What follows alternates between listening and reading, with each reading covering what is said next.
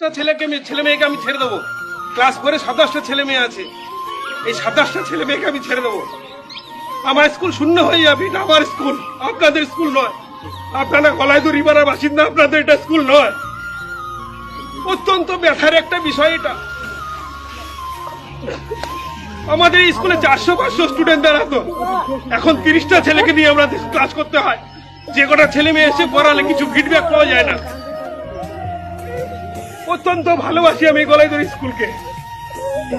আমি আমার জীবনের যে কদিন কর্মজীবন আছে আমি স্কুলকে ভালোবেসে যাব।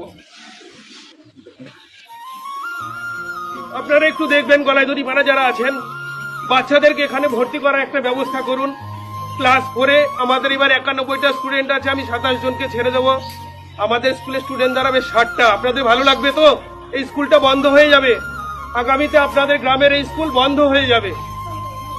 আজকে দিনে কথা বলার নয়, কিন্তু আমার এই ছোট ছোট ছেলে মেয়েদের থেকে